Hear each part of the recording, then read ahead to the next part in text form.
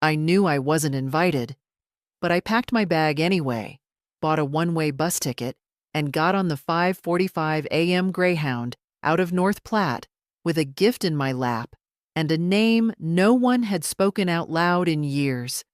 The man beside me smelled faintly of chewing tobacco and diesel. He nodded once when I sat down, then didn't look at me again. That suited me just fine. I wasn't in the mood for conversation. I wasn't angry. I wasn't even nervous. I was tired. The kind of tired that lives in your bones, quiet and constant. 900 miles to go. 12 hours not counting the layovers. I'd made sandwiches, ham and mustard, the way Isabel used to like when she was 10, and put them in foil, though I doubted I'd be hungry. The bus hummed over the morning highway. I sat with my coat folded neatly across my knees, watching the Nebraska fields give way to Iowa's open sky, then the flat lines of Illinois. Every so often, a burst of memory would rise, uninvited. Isabel in her yellow raincoat, age 7, crying over a broken shoelace. Isabel at 17, slamming the car door after I told her she couldn't take the Buick to a party. Isabel at 23, calling to say she was moving to Atlanta for good. "Just need space, Mom," she'd said. "Don't take it personal." But I had. I did. I hadn't seen her in 5 years. The last time was her birthday. I sent a card with $50 inside, and she called to thank me. Quick, polite, as if I were someone from the bank. She mentioned a promotion at work, some new condo downtown, a man named Nathaniel. I asked if he was kind. She said, "He's successful." That told me everything. And then in June, my neighbor's niece, a chatterbox working at a boutique hotel in Atlanta, mentioned casually that the Rivers were hosting a grand wedding this fall. "The daughter's name is Isabel, can you imagine?" she'd said. "Real society types." I'd smiled and nodded, heart tightening like a fist. My daughter. My Isabel. I waited. No invitation came. I checked the mailbox every morning. I opened my inbox twice a day. I refreshed social media, though I hated the damn thing. Nothing. But I knew the date. I knew the hotel. The very one I'd helped her with the down payment for, back when she swore it was a dream she could never afford. I still had the canceled check in a drawer. I knew the time, too. 4:30 p.m., ceremony, followed by reception. I knew enough. So I packed. Navy dress, shoes with straps that didn't pinch, a gift. Neatly wrapped, a card with only 5 words. For the start of everything. And the check inside, unsigned. Not a cent until I saw her eyes. At a rest stop outside Indianapolis, I watched a mother chase her toddler across the grass, her laugh loud and unbothered. The boy threw a cup on the ground and she picked it up without scolding him. I remembered that kind of patience. I used to have it. When Isabel was small, I was so young. 20 when I had her, still half a girl myself.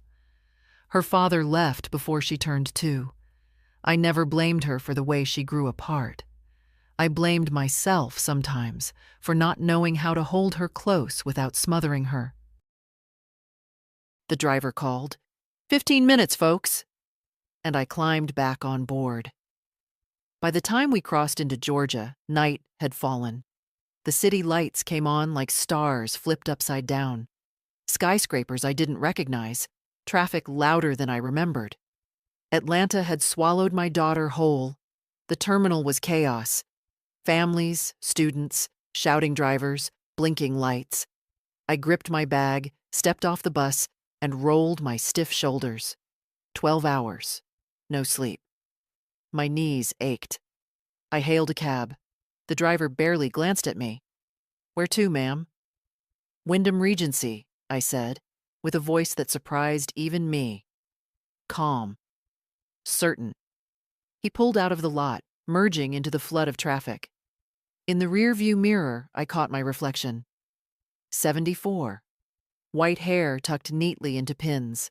A little lipstick. Not beautiful, maybe, but dignified. I nodded once to myself. I didn't come to make a scene. I came to see what love looked like now without me in the picture. The hotel looked like something from a postcard. All white marble and glass, with glowing chandeliers that hung like frozen waterfalls above the lobby. The doorman opened the car door before I could reach for the handle. I stepped out slowly, steadying my knees. He offered a hand, and I took it, not out of need, but out of habit. "Are you checking in?" he asked. "No," I said. "Just visiting." He didn't press. People don't press when you're old and quiet. They just assume you know what you're doing, or they assume you're confused. Either way, they leave you be. Inside, the lobby was alive with soft jazz and polished shoes. A long line of guests waited to check in, all of them stylish in that effortless way rich people seem to master. I stood to the side and watched the bellboys hustle past with gold carts and suitcases the size of small closets. No one looked at me twice. I found a chair near the potted palms and sat for a moment. My legs were trembling. I opened my bag and pulled out a tissue to dab my forehead. Inside the purse, the envelope with the check was still neatly sealed. I ran my thumb along the edge. No creases. Good. A couple walked past me. The woman tall, thin, blonde. The man holding her elbow like he was steering her. I heard her say, "The Rivers wedding is in the ballroom, right? That's what the invite said." I felt my stomach lurch. Isabel didn't even change her name. Rivers was her father's name, not mine. Not even hers, technically. Not after the divorce. But it had weight. Legacy. It sounded like someone who went to prep school, not someone raised in a rented house with mismatched furniture and a mother who worked in a cafeteria. I'd never argued when she took it back. I understood. I rose from the chair and crossed the lobby, heading toward the concierge desk. A young woman in a black blazer smiled as I approached. "Good evening. May I help you?" "I'm looking for the ballroom," I said. "The Rivers wedding." Her fingers danced across her keyboard. "Of course. Just past the elevators, second floor. You'll see signs." I thanked her, though my mouth felt dry. Past the elevators, the carpet changed, from simple gray to a deep burgundy with gold swirls. I followed the pattern like breadcrumbs. At the top of the stairs, a wide hallway opened into a reception area, already filling with guests. Waiters in white gloves carried trays of champagne. Music drifted from an unseen quartet. A photographer snapped photos of couples in formal wear, their smiles practiced and gleaming. I stepped aside, letting a group pass. "You here for the Rivers?" one of them asked me casually. I nodded once. "Yes, I'm with the bride." The words tasted strange, like I'd borrowed them from someone else's story. I made my way to a small side lounge, empty, quiet, with 2 velvet chairs and a table of brochures about the hotel's honeymoon packages. I sat and looked at my hands. They didn't shake anymore. I had no plan. I hadn't come to make a speech or cause a scene. I didn't even know if I'd make it through the night without turning around. But something inside me, something old and solid, kept me still. It whispered, "You came all this way. You get to see." At 7:30, I checked into a nearby motel. Clean enough. A queen bed with stiff sheets. No view. But it was quiet. I sat on the edge of the bed and slipped off my shoes. My feet were red around the ankles. I pulled out the envelope again and placed it on the nightstand. $25,000. More than I'd ever spent on anything for myself. Saved over years. Birthday checks I never cashed. Bonuses from substitute work. The little dividend checks from a teacher's union investment account I'd forgotten existed. I had thought about using it for something practical. A roof repair. New plumbing. But then Isabel's name had come up.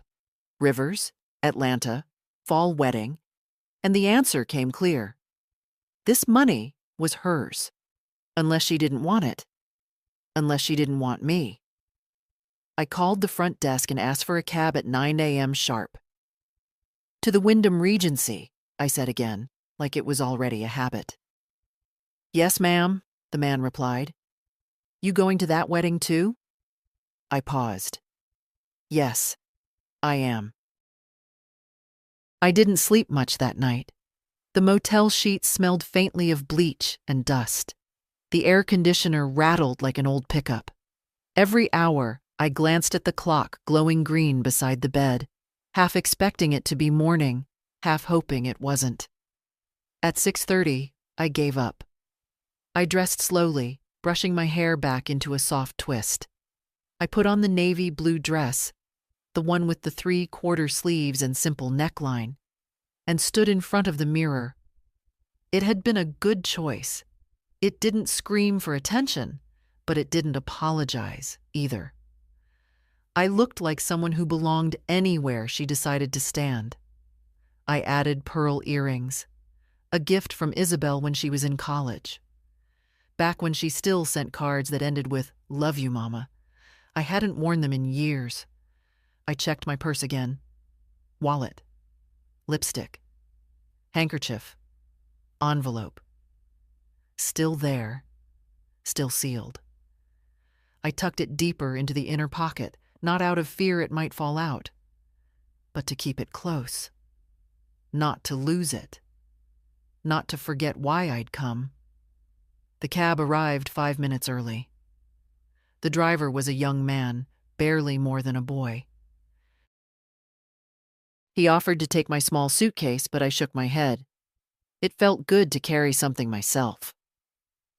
You heading back to the Regency? He asked as we pulled away. Yes, I said. There's a wedding.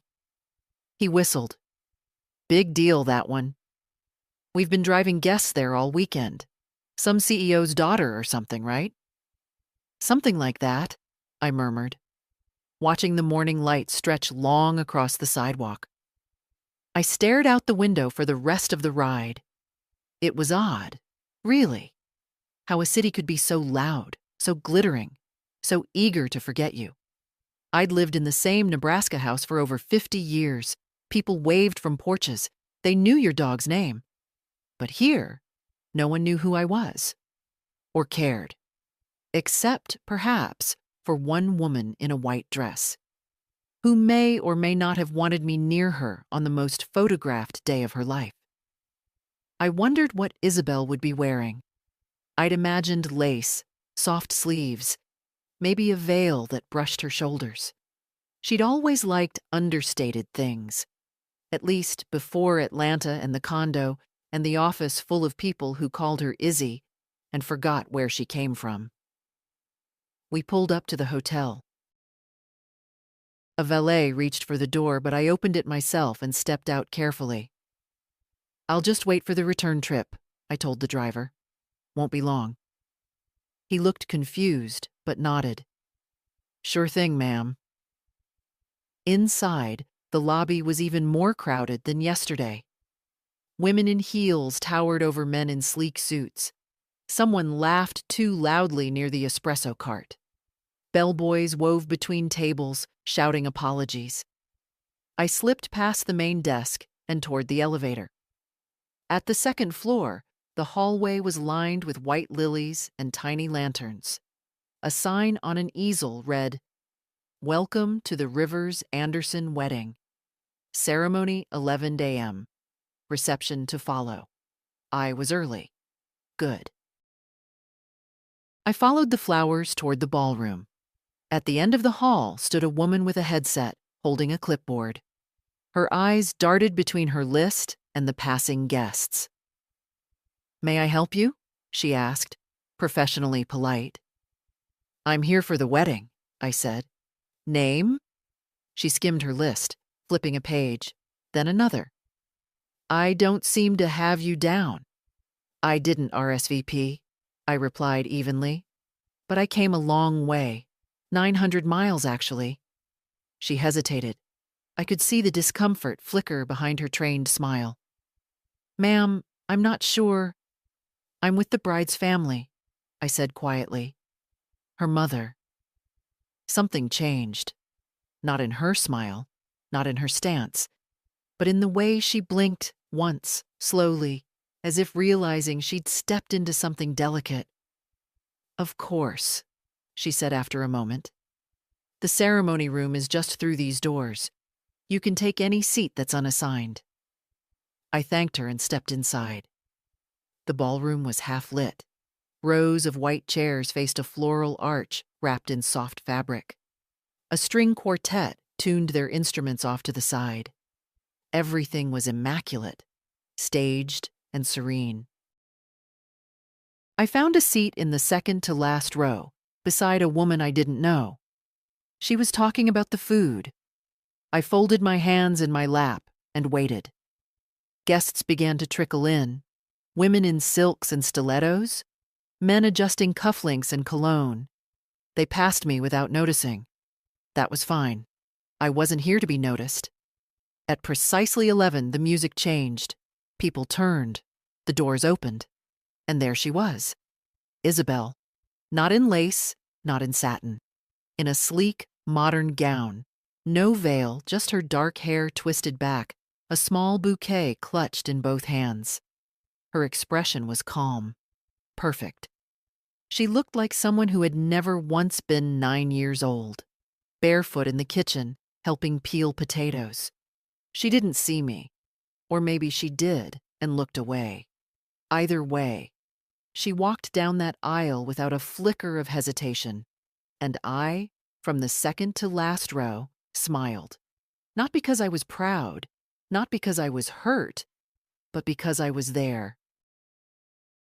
After the ceremony, people flowed out like a slow-moving river, laughing and clinking glasses as they moved toward the reception area. I stayed seated a few minutes longer.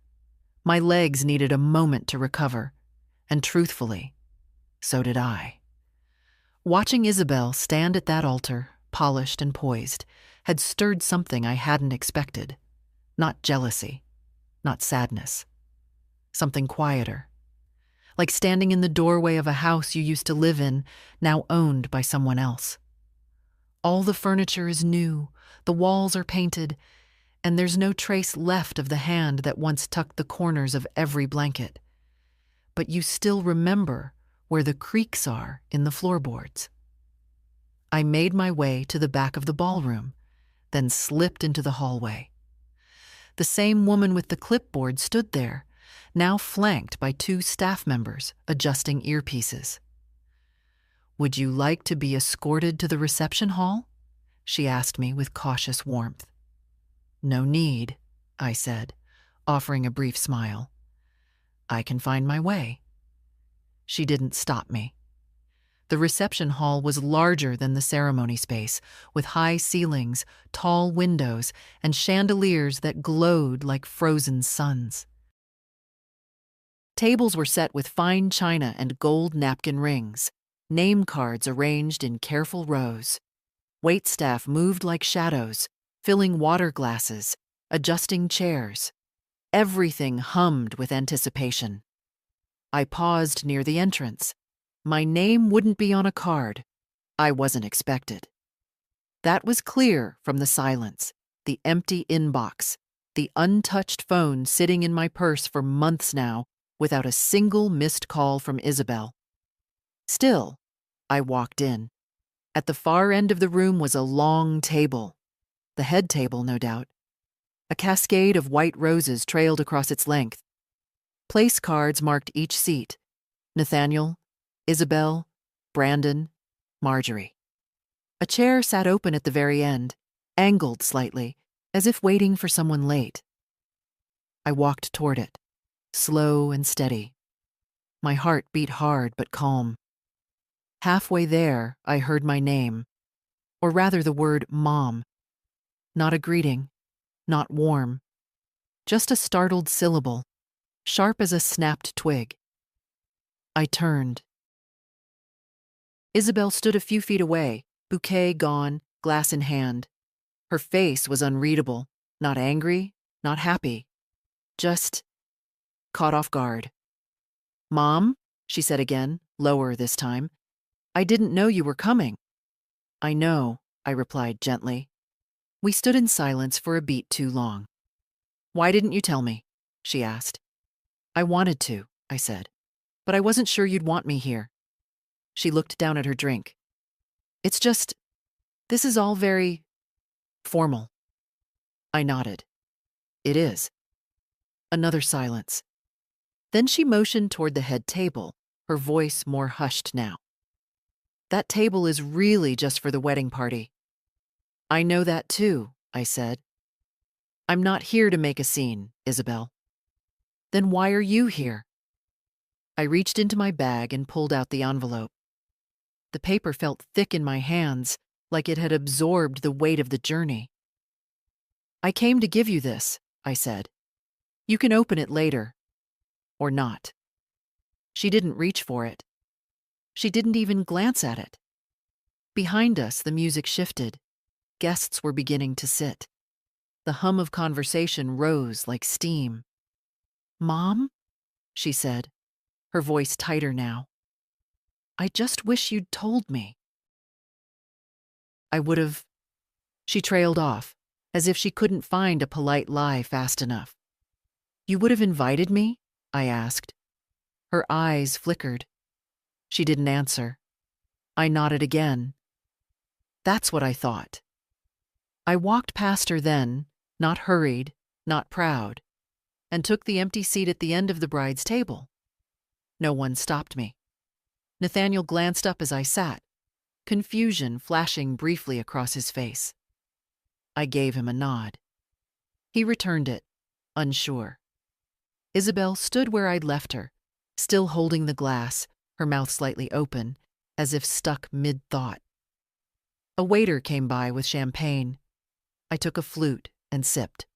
The bubbles were sharp on my tongue, and the clink of silverware on china filled the room like soft applause. I didn't look at Isabel again, but I stayed in that seat. Because I had come a long way, and I wasn't about to disappear quietly. People didn't know what to make of me. That much was clear. At the head table, small conversations ebbed and flowed around me, but no one spoke to me directly. Not yet. They stole glances, of course. The polite kind, the curious kind, the what is she doing here kind. I felt them, the way you feel wind shifting under a closed door. Nathaniel, seated 2 chairs away, leaned once toward Isabel and whispered something. She gave a tight nod. Her smile, carefully sculpted all day, now looked brittle. Still, I kept my eyes on the silverware. The first course arrived. Some small tower of greens and goat cheese I couldn't name, arranged on a plate like sculpture. I ate slowly, neatly. I wasn't here to impress anyone, but I also wasn't here to shrink. "Excuse me," came a voice to my right. I turned. A man stood behind my chair, tall, maybe in his 50s, with graying hair and a look of vague recognition in his eyes. "I'm sorry to bother you," he said. "I think we've met before. You're Isabel's mother, aren't you? Margaret?" I nodded. "Yes." "Charles Denton," he said, extending a hand. "We worked together years ago when Isabel was just starting in consulting. I remember she talked about you often." I took his hand. "She used to talk about me a lot," I said gently. "Not so much these days." He laughed, unsure. "Well, weddings are busy, aren't they?" I didn't answer. I didn't need to. He excused himself quickly. After that, a few more brave guests stopped by, mostly older women, curious but polite. One asked, "Are you the bride's aunt?" I smiled and said, "Something like that." Another complimented my dress. I thanked her. A third asked where I'd traveled from. "Nebraska," I replied. 900 miles. She blinked. "Goodness, that's dedication." "I thought so," I said. "Apparently, not everyone agrees." She didn't ask what I meant. She smiled, a little tighter, and drifted away. I watched Isabel as the main course was served. She sat with perfect posture, nodded at the toasts, laughed at the appropriate lines. But her eyes kept darting toward me, uncertain, like she was waiting for the moment I'd stand up and say something, make a speech, cause a scene. I had no such plan. But I admit, knowing she thought I might was its own quiet satisfaction. Nathaniel eventually leaned toward me. "Mrs. Holloway, right?" I turned. "Yes?" "I'm sorry. I didn't realize you'd made the trip. Isabel didn't mention you were coming." "She didn't know," I said calmly. He hesitated. "I see. Well, it's good you're here. Really." "Is it?" I asked. He blinked. "Of course." I looked him over then, more closely than I had before. Clean cut, confident. His suit was tailored, his watch expensive but understated. His hand rested on the back of Isabel's chair, as though he'd always known he belonged there. I wondered if he knew about me. Really knew. Or if Isabel had written me out of her story entirely. "I hear you work in finance," I said. "Yes," he replied. "Private equity." I nodded. A world apart from school lunchrooms and stainless steel trays. He tilted his head. "Sorry?" "I was a cafeteria cook," I said. "In Isabel's middle school. 12 years. Kids loved Taco Tuesday." He smiled, tight. "Sounds like hard work." "It was," I said. "Raising a child alone usually is." He didn't reply. I let the silence sit there, unbothered. The room began to shift as dinner ended. Waiters cleared plates. The quartet gave way to a DJ setting up near the dance floor. Guests moved from tables to clusters, drinks in hand, voices louder now. I stood slowly, needing to stretch my legs. Across the room, a young woman caught my eye, someone who looked vaguely familiar. She walked over with a curious smile. "Are you Margaret, Isabel's mom?" "Yes," I said. "I thought so. I'm Camilla. We went to high school together. Isabel and I were in choir." I remembered her, vaguely. Smaller then, with glasses and a shy voice. "She didn't mention you were coming," Camilla said, almost gently. "She didn't know," I replied again. She looked down at her shoes. "She's lucky. To have you here." I didn't know what to say to that, so I said nothing. But in my chest, something loosened. Not everyone had forgotten. Not everyone thought I was a ghost from a version of Isabel they'd all agreed to bury. I'd made myself visible, without yelling, without crying, without begging. And now the music was starting. The first song was an old jazz standard, soft and romantic. Something slow enough to sway to, but not so emotional that it might crack the carefully polished mood in the room. Isabel and Nathaniel stepped onto the dance floor first. The crowd gathered around them in a half circle, clapping gently, raising phones, cooing as if witnessing a coronation. They moved well together, polished, controlled, every movement rehearsed, not a hair out of place. The kind of first dance you'd expect from people who'd written a script for the rest of their lives. I stood off to the side now, having abandoned the head table once dinner ended. It was safer that way, less noticeable, and frankly, I preferred it. being a part of the room without being the center of anything, just like I had been for most of Isabel's life, present, reliable, somewhere in the background. A waiter passed with flutes of champagne. I declined. Too many bubbles made my stomach sour. Instead, I sipped water from a thick glass and let the room blur into itself.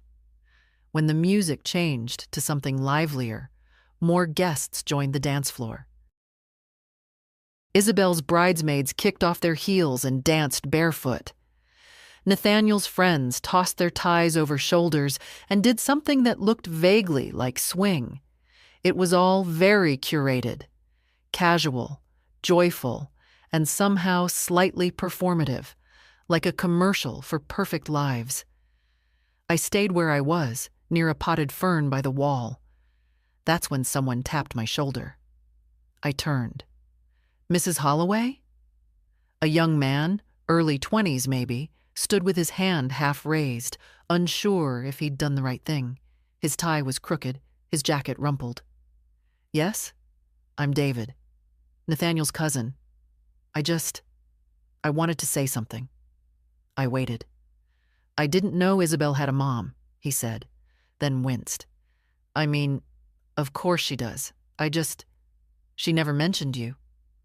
Most people don't mention the plumbing in a house until it leaks, I said quietly. He blinked. Sorry? Don't worry, I said, offering a faint smile. You're not the first to be surprised I exist. He shuffled awkwardly. Well, I'm glad you're here. Weddings, they're better when family shows up. That made me pause. It wasn't a profound thing to say, but it was true. Yes, I said. They are. He nodded, then excused himself, clearly unsure what to do next. I turned back to the dance floor. A new song had started, upbeat, popular, loud. Isabel was laughing now, twirling with one of her friends. The train of her dress lifted like a curtain in the wind. For a moment, she looked young again. Not polished or perfect, just happy. And then she saw me. It was only a second, maybe two, but our eyes met across the dance floor. Her smile faltered, only slightly, but enough. She turned away a moment later, caught by a friend pulling her back into the rhythm. But the glance had been real. She saw me. She couldn't unsee me now. I looked down at my hands, folded neatly over my clutch. They didn't tremble. I didn't feel wounded, just grounded. Like something that had been loose for too long had finally clicked into place. I didn't need her attention. I'd never come for that. But I had wanted to see her joy. Not the curated kind on social media, not the filtered photos sent once a year, but the real thing. And I had. That was enough. Another song started. Couples swayed. Laughter rose. A voice spoke beside me. You're a brave woman, it said. I turned to see a woman near my age, silver curls pinned back, lipstick just slightly smudged. She wore a dress the color of red wine and held a martini in one hand. I'm sorry, I said. I've been watching you, she continued, not unkindly. You walked in like you belonged here, like you didn't care what anyone thought. I admire that. I didn't know what to say, so I said the only thing that came to mind. I raised the bride. She laughed softly. Well, then you belong more than any of us. We stood together in comfortable silence. She sipped her drink. I watched Isabel dance. What's her name? She asked. Isabel. She's lovely. She was, I said, then caught myself. She is. The woman nodded, like she understood more than I'd said. Don't disappear too fast, she said gently, then drifted away. I stayed another hour, long enough to see the cake cut, the toast from Nathaniel's father, the bouquet toss that nearly hit a chandelier. I didn't speak to Isabel again. She didn't approach, but every so often I'd catch her glancing around the room, never quite looking at me, but always knowing where I was. That was fine. Knowing is enough. I stepped outside before the final dances began. The air was cooler now and quieter. Somewhere behind me, music thumped through the walls like a distant heartbeat. Laughter echoed faintly from the terrace. But out here, beyond the reception hall, the city felt still. I walked slowly along the edge of the hotel's back lawn, heels sinking slightly into the grass. A string of fairy lights lit the path toward the gardens, soft and golden.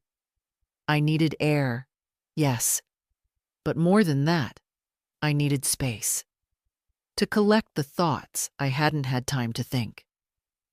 A lot had happened in the span of a few hours. I had crossed the country without invitation, slipped into a wedding where I wasn't expected, sat at the bride's table, watched the daughter I raised pretend not to see me. And still, I was here. Whole. Not humiliated. Not broken. There was strength in that. A strange kind, maybe. Quiet. Steady. The kind that comes from living through so much already that one more insult just slides off your back. A man stood smoking near the hedge, well-dressed but alone. When he noticed me, he straightened. "Evening," he said, nodding politely. "Evening," I returned. He took a final drag and stubbed the cigarette against a stone. "These weddings," he muttered. "Exhausting, aren't they?" "They can be," I said. "Depends where you're sitting." He chuckled. "That bad, huh?" I looked at him, then shrugged. "Let's just say the seat wasn't reserved, but I took it anyway." He tilted his head, something curious flickering in his eyes. "That's the best kind of seat." "Maybe."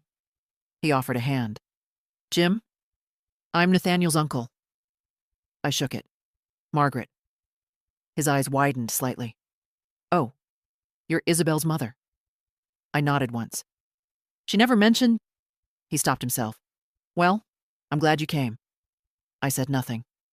After a moment, he looked down at his shoes. "Families are complicated," he said quietly. "That's one word for it." He gave me a look, not pitying, but knowing. "If it helps," he said, "Nathaniel doesn't care about appearances as much as Isabel does. He's steadier. I think he'll be good to her." I didn't ask how he knew that. I just nodded. "I hope so." We stood in silence again. The kind of silence that isn't awkward, just companionable. Then I turned and made my way back toward the building. Inside, the lights had dimmed, and a slow song filled the air. Couples clung to each other like ships in a soft storm. Isabel danced with Nathaniel again, eyes half closed, her cheek against his shoulder. She looked happy. Not for the cameras, not for the guests. Genuinely happy. And yet, there was a line around her mouth that hadn't been there years ago. A stiffness to her jaw when she smiled too long.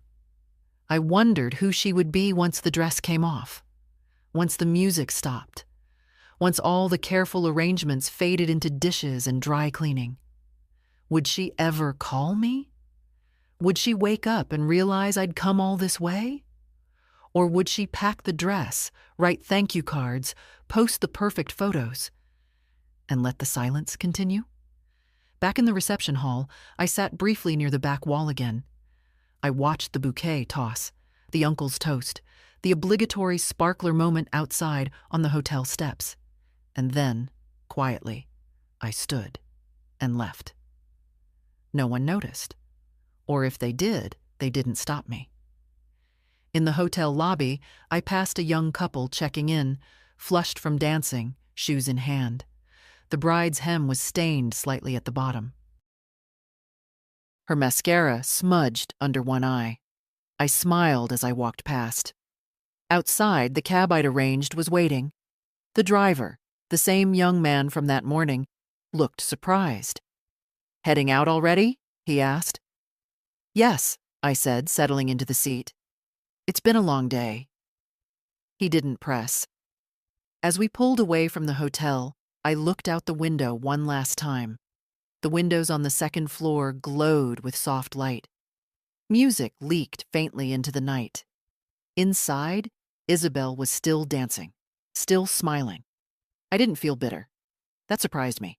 I felt done. Not erased, not vindicated. Just done. Like I'd opened a book, turned the pages, and seen the ending for what it was. Not what I'd hoped for, but final, clear. And that, I thought, would be enough. For now. The motel room was quiet when I returned. A kind of quiet that pressed gently on the skin like warm cloth. I locked the door behind me, slipped off my shoes, and sat at the edge of the bed without turning on the light. Outside, a vending machine buzzed in the hallway. Distant voices, teenagers maybe, passed by laughing. Then silence again. I sat with my back straight, hands folded over my purse. I hadn't spoken more than 5 words in the last hour, but my mind was loud. Loud in the way old memories can be, when something cracks them open and they pour out uninvited. A wedding, a train ride, a daughter, a dress, and a name that didn't belong to me. Isabel Holloway was the name I gave her.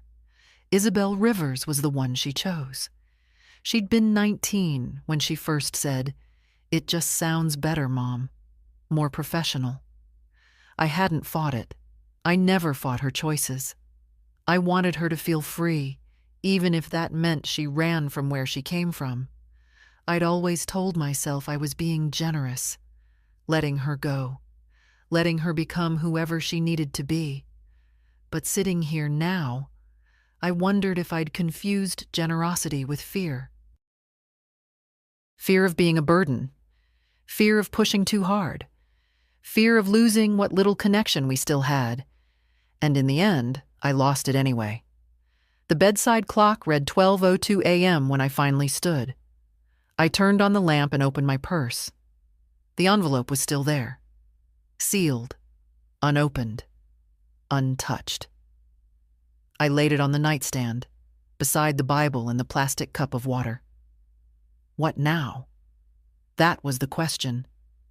What does a mother do after a wedding where her name is never said, where her seat must be claimed without permission, where her presence is a quiet surprise and not a welcome certainty? I didn't have an answer, but I knew one thing.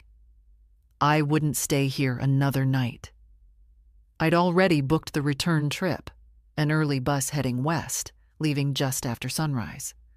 Another 12 hours of hum, silence, and scenery passing like ghosts outside the window. I packed my things slowly, folding the dress with care. I placed the envelope back into the center of my suitcase, still sealed. Still hers, if she ever wanted it. Then I sat down and wrote a note. Just a few lines, neat cursive on a notepad from the motel. No bitterness, no plea, no apology. Dear Isabel, I came because I needed to see you. I stayed because I still believe in showing up, no matter how far we drift. The gift is yours, if you want it. Mom.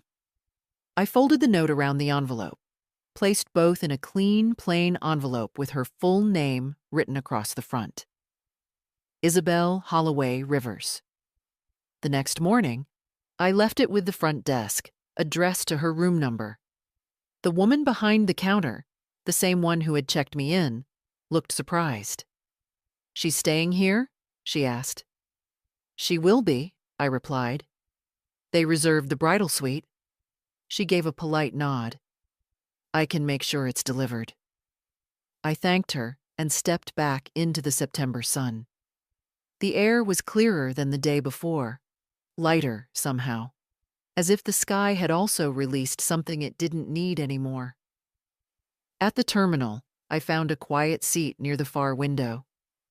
Same bench I had sat on 2 days ago, arriving full of questions. Now I had no more questions.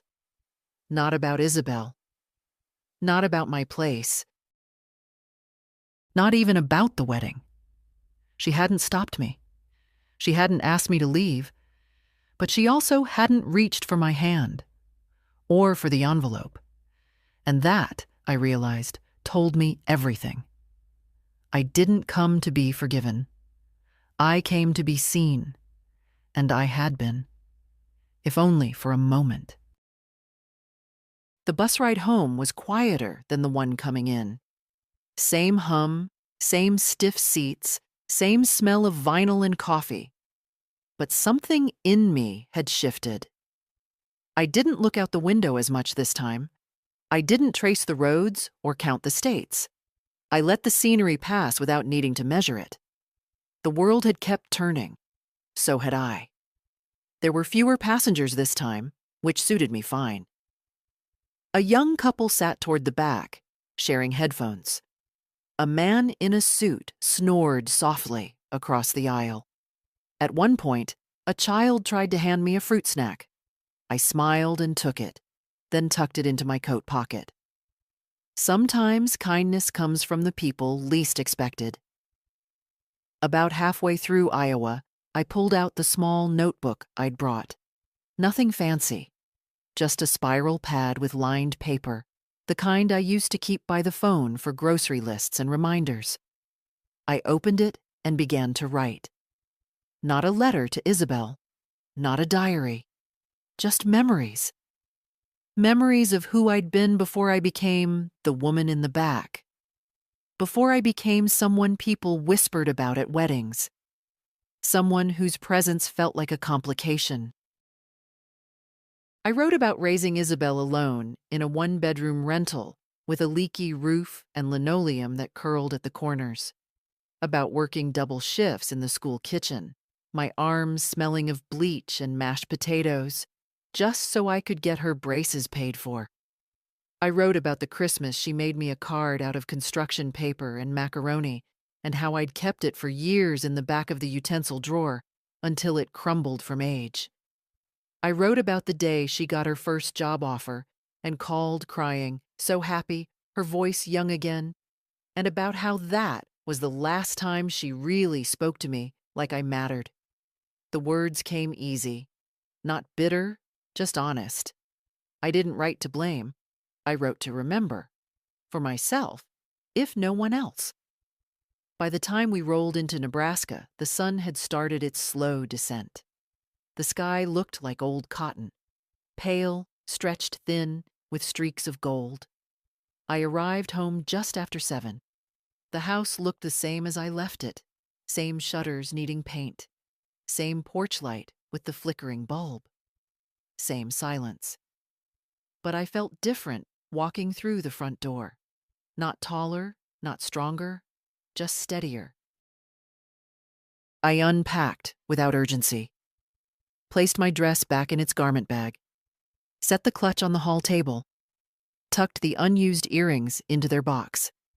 And then, in the quiet of my kitchen, I poured myself a glass of water and stood at the window. Outside, nothing had changed.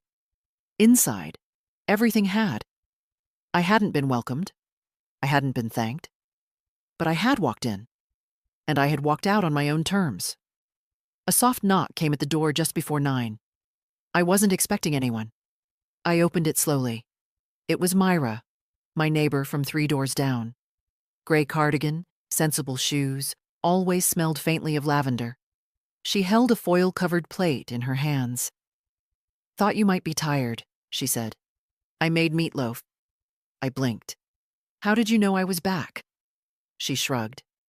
"Saw the lights. Figured I'd check. That okay?" "Of course," I said, stepping aside. She placed the plate on my counter, unwrapped it. Steam rose in gentle spirals. We sat at the kitchen table without ceremony. I made tea. She poured ketchup. We ate without saying much. Halfway through the meal, she glanced at me. "So, was it everything you hoped?" I chewed slowly, then swallowed. No, I said, but it was exactly what it needed to be. She didn't ask more. Some things don't need explanation. Later, after she'd gone and the dishes were done, I stood in the doorway of the guest room, the one with the twin bed and the faded blue quilt.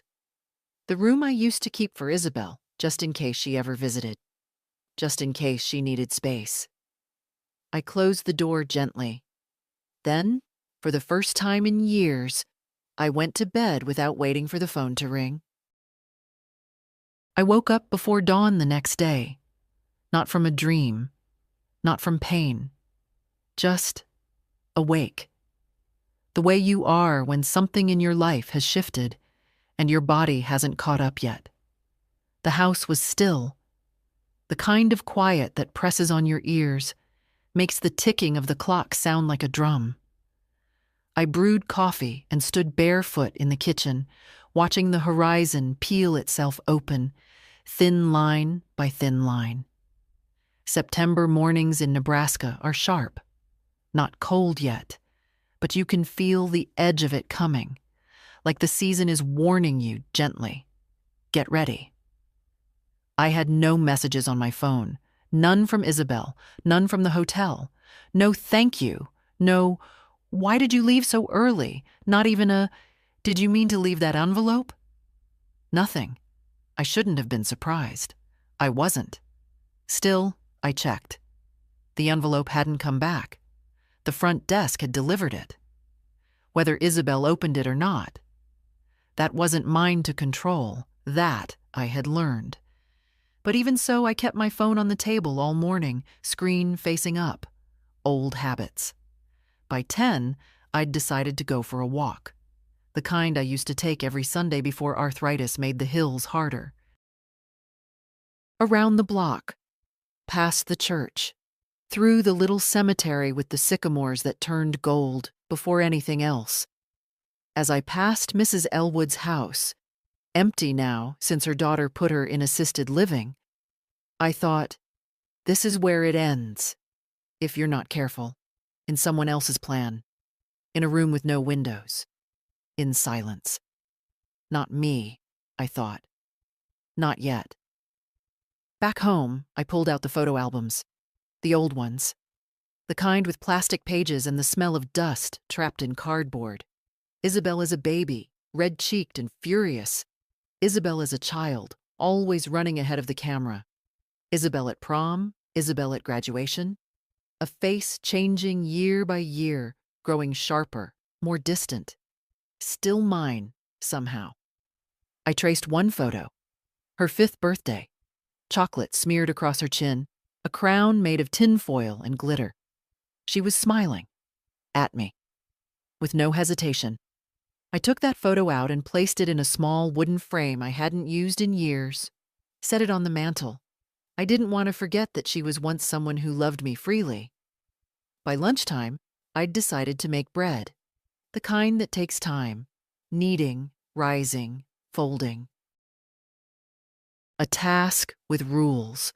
A recipe that doesn't betray you. I was halfway through shaping the dough when the doorbell rang. I wiped my hands and opened the door. Eloise, my granddaughter. She stood there with a backpack, her long brown hair tied back, phone in hand, and an expression I couldn't read. "I'm sorry," she said. "I should have called first." I stared at her. "What are you doing here?" She exhaled. "I don't know. I saw your note." My heart jumped. "What note?" She reached into her backpack and pulled it out. My handwriting, the one I'd left with the envelope. "I came because I needed to see you. I stayed because I still believe in showing up, no matter how far we drift. The gift is yours, if you want it. Mom. Mom left it on the kitchen table," she said. "Didn't say anything about it. Just put it down like it was junk mail." I said nothing. She didn't open it. Still, I said nothing. Eloise stepped forward. I did. I looked at her then. Really looked. Her face was tight around the eyes, not crying, but close. I read the note. I saw the check, she said. Grandma, $25,000? Are you serious? It was supposed to be a gift, I said quietly. For what? For her. For her start. For her life. Eloise's voice cracked. She doesn't deserve it. She's still my daughter. Eloise shook her head. She's forgotten that you're her mother. I stepped back and motioned for her to come inside.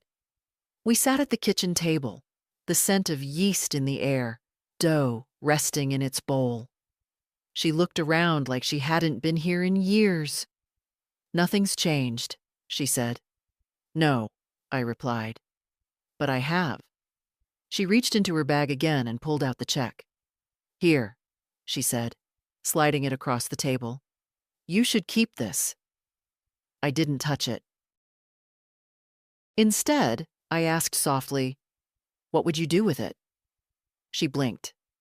What? If it were yours, I said, what would you do? She was quiet.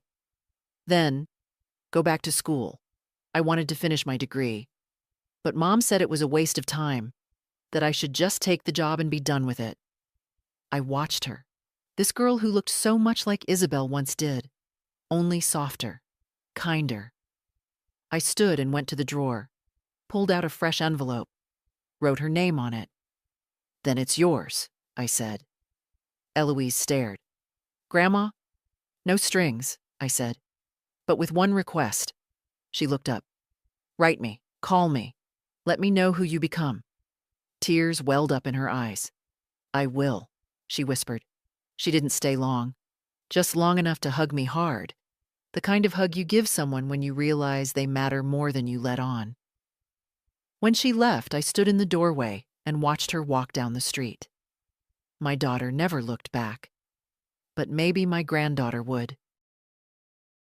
That night, I didn't sleep much, but it wasn't the old kind of sleeplessness, the one born from worry or ache. This was something different, like my body was alert for the first time in a long while, present, awake to itself. I sat in my chair by the window, quilt across my knees, tea cooling on the table beside me. Outside, the street was empty. Porch lights flickered. The world had gone still, and all I could think about was how Eloise had looked at me, not with pity, not with obligation, but with recognition, like she saw me, the me that had been waiting underneath years of silence. Maybe that's all I had ever wanted. The next morning, the phone rang. Not a text, not an email. A real ring, that low, old-fashioned sound that still lived in the wall-mounted phone in my kitchen. I answered on the second ring. Hi, Mom. It was Isabel. I leaned against the counter. Her voice was flat, careful, like someone testing ice with the edge of their shoe. I saw the envelope, she said. Silence. Eloise brought it back, she added. She said you gave it to her. I did, I replied. Pause. I thought it was for me. It was. At first. Another pause. Then, so you changed your mind? No, I said, I just saw someone who needed it, and who wasn't afraid to accept it. There was a long silence on the other end. I imagined her standing in her kitchen, arms crossed, phone to her ear, staring out some high-rise window at a city that had given her so much and taken just as much in return. You came to my wedding, she said finally. I did. Uninvited. That's true. Why? I thought for a moment. Because I still remember the sound you made when you first said Mama. Because I know how much milk you used to pour over your cereal and how you hated the crust on toast. Because I once held your fevered body for 6 hours straight while you breathed through croup. Because I gave up pieces of myself so you could build whatever life you wanted.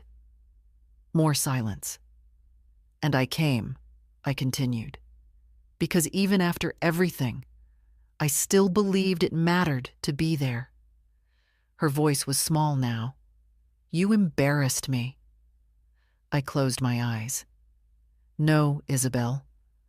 I reminded you I exist. That landed. She didn't argue. She didn't apologize either. I didn't ask you to come, she said.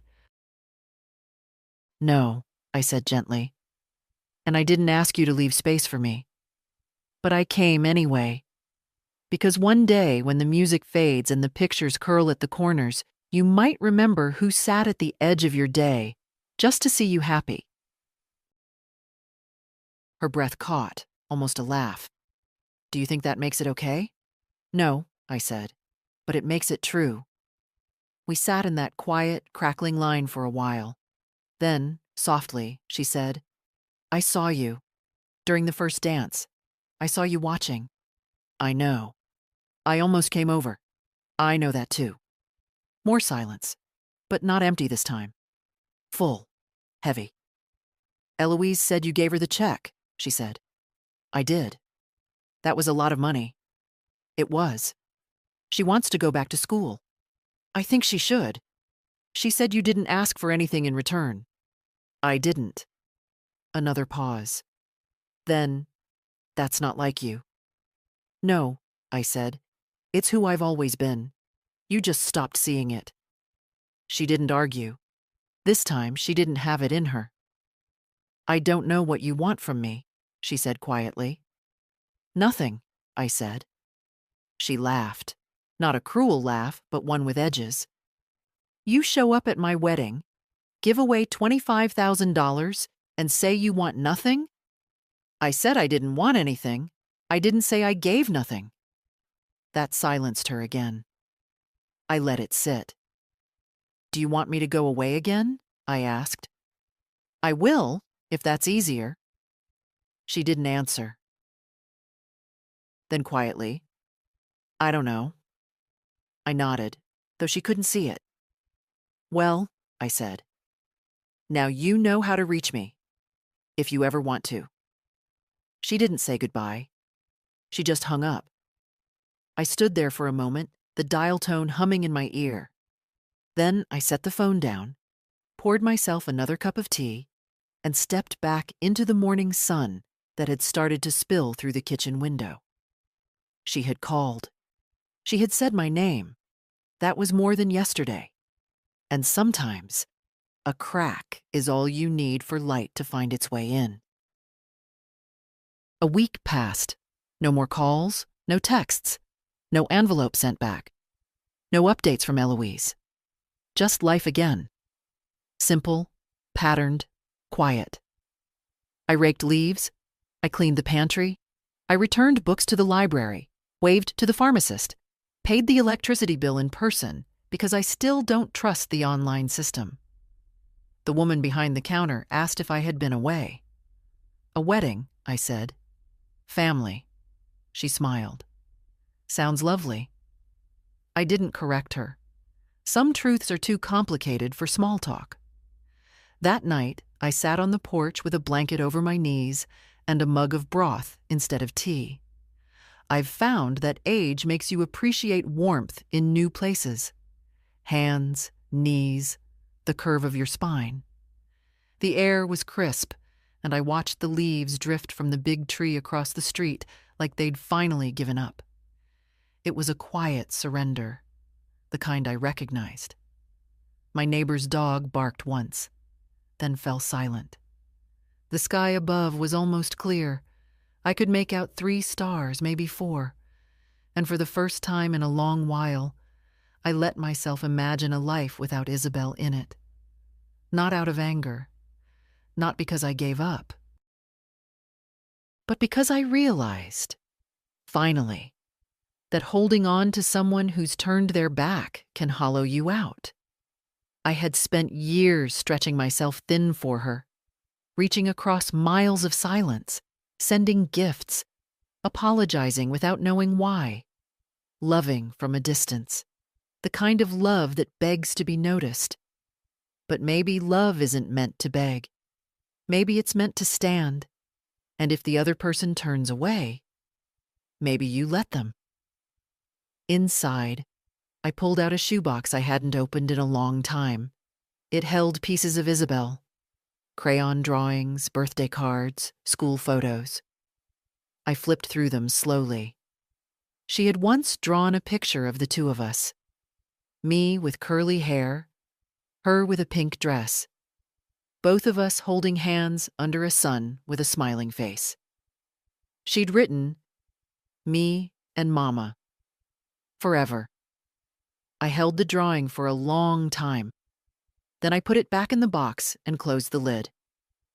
That night, I wrote a letter. Not to Isabel, to myself. Just a page, but it said everything I needed to say. You showed up. You did not shrink. You gave your love freely, and when it was not returned, you stood your ground. You are allowed to let go.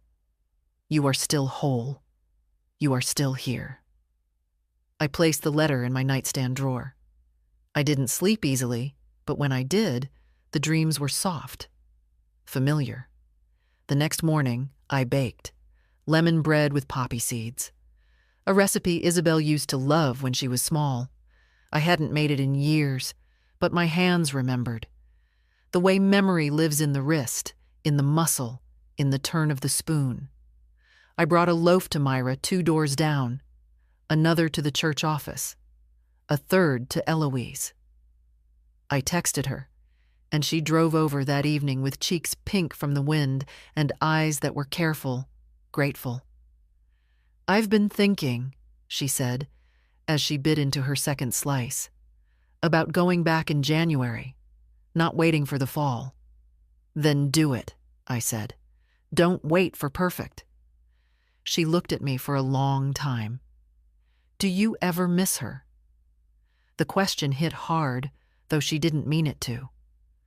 "I never stopped," I said. She nodded slowly. "Do you think she'll come around?" I thought for a moment, then shook my head. "I think she'll circle. That's what people like her do. They orbit. They don't always land." "But if she did?" I smiled. "The door isn't locked, but I won't hold it open in the cold anymore." Eloise reached across the table and squeezed my hand. We didn't speak for a while after that. When she left, I gave her a Tupperware container with the last few slices and a folded scrap of paper with the recipe. "Keep it alive," I said. She nodded. The front door closed behind her, and I stood in the kitchen, quiet, steady, warm, thinking not of what I'd lost, but of what I'd just passed on. The holidays came early that year, or maybe it just felt that way. The grocery store started playing carols in October. Red ribbons appeared on lampposts before Halloween.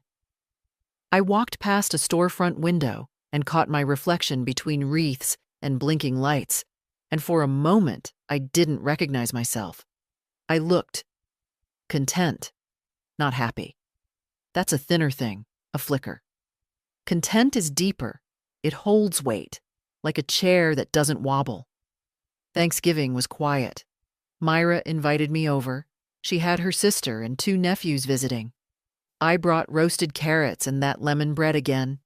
They called me Miss Margaret and passed me the good wine. No one mentioned Isabel. That, too, was a gift. Eloise sent a postcard from a college town 3 hours west. Just a photo of a river and a note scribbled in black ink. "First day of orientation. It's freezing. I love it already. Thank you." I pinned it on the fridge next to an old dentist reminder. Some things you keep close, just to remember that movement is still possible. One afternoon in early December, I received a package. No return address, no handwriting I recognized. Just a brown box with my name printed on a label. Inside, there was a small velvet pouch, and inside the pouch, the pearl earrings. The same ones I had worn to the wedding.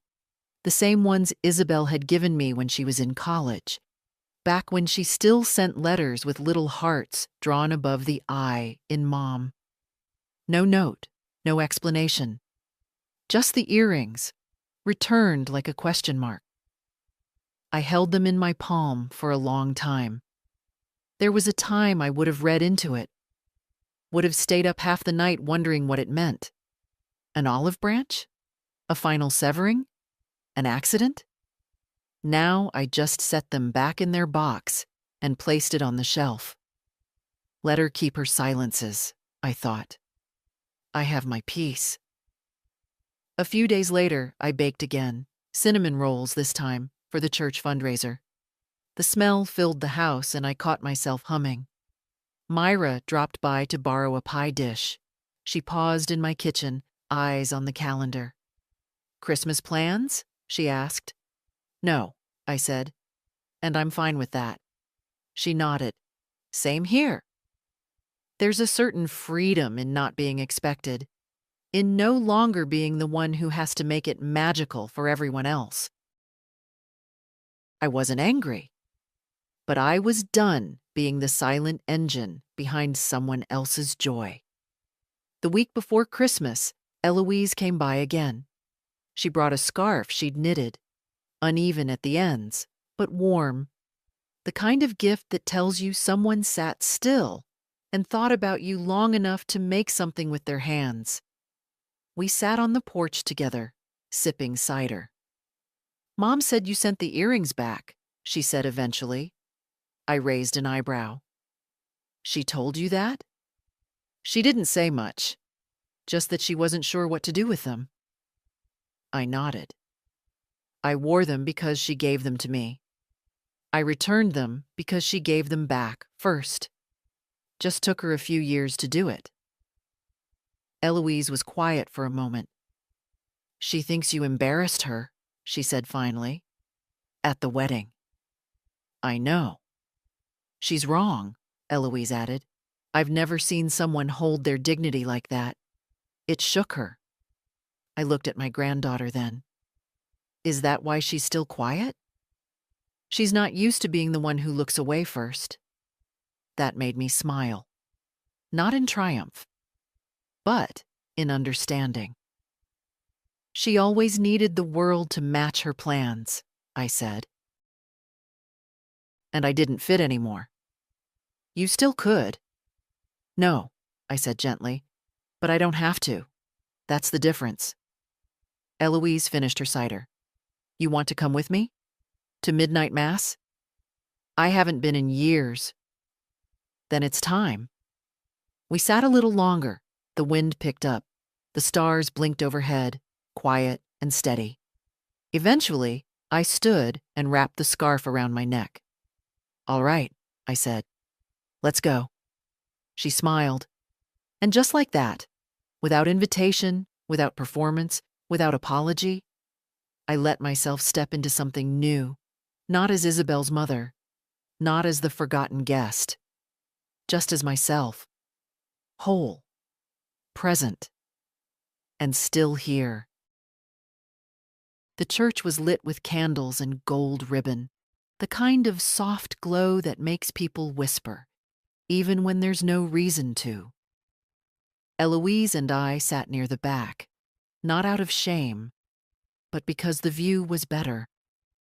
You could see everyone, the restless children, the aging couples leaning into each other, the widows with purses clutched in their laps like lifelines.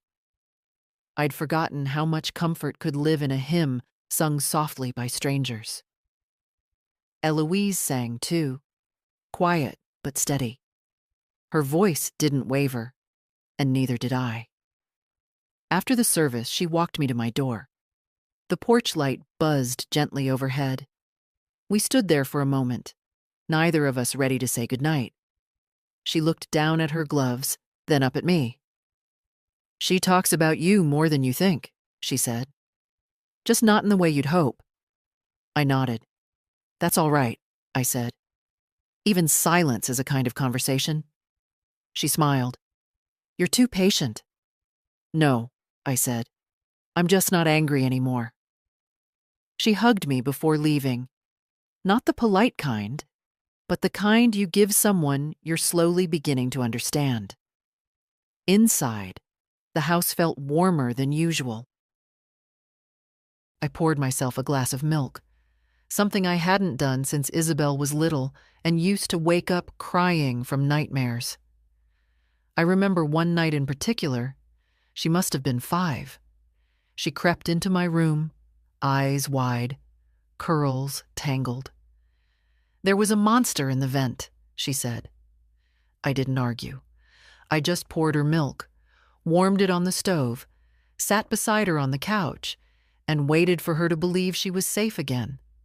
Funny, how I could still remember the weight of her leaning against me. But she didn't seem to remember it at all. People forget the safety that was given freely. They remember the one time it wasn't. I washed the glass, wiped the counter, turned off the kitchen light. That night, I slept straight through. The next day, a letter arrived. Real paper, real ink. My name on the envelope in Isabel's handwriting. Tighter now, more rigid than I remembered, but unmistakably hers. I sat at the table for 10 minutes before opening it. No dramatic opening, no apology, no mention of the wedding. Just this. I don't know why you came, but I know why you stayed. And even if I couldn't say it then, I see it now. You didn't come for a seat. You came for me. I don't know what to do with that yet, but I wanted you to know. I didn't throw the letter away. I didn't tear it up. I kept it. Isabel. That was all. It wasn't forgiveness. It wasn't reconciliation. But it was something. I folded the letter, placed it in the drawer next to mine, the one I'd written weeks earlier when I told myself I was still whole, still here. I didn't call her. I didn't write back. Not out of pride. Not out of fear. But because I finally understood that love didn't need to announce itself over and over. Sometimes it just needed to stand quietly, like a house with the porch light on. Later that afternoon, Myra came by to borrow nutmeg. I handed her the jar and told her about the letter, not reading it aloud, just enough to let her know the tide had shifted a little. She smiled. Well, she said. Sounds like the door might be cracked open again. It might. Are you going to walk through it? I shook my head. Not this time. She knows where I am. That's enough. That night, I sat with the fire going, quilt on my lap, book unopened in my hands. I thought of all the women I knew who had been told to stay quiet, stay small, stay grateful for scraps. And I thought, maybe this was the win we never celebrated. To stand, to speak, to show up. Even when you weren't asked. Even when no one clapped. Just to say I was here, and I didn't disappear. That, I realized, was more than enough. That, I realized, was everything. You don't survive being invisible by waiting to be seen. You survive by learning to see yourself, even in the dark. It took me most of my life to understand that. I used to think love meant sacrifice. That if you gave enough, bent enough, stayed quiet long enough, someone would finally turn around and say, I see you. I understand now. But sometimes they don't. And the question becomes, who are you if they never do? The answer, I've found, is still you. That winter passed slowly. Gentle snow. Books finished and stacked on the table. Letters written and not sent. Recipes tried. Quilts mended. The kind of quiet living that people mistake for smallness, when really, it's just peace. I heard from Eloise often. Texts, a few Sunday calls, updates about classes, a professor she admired, a new friend who reminded her of me. She was changing, Not all at once, but slowly, like bread rising. And Isabel? 3 months after the wedding, a card arrived.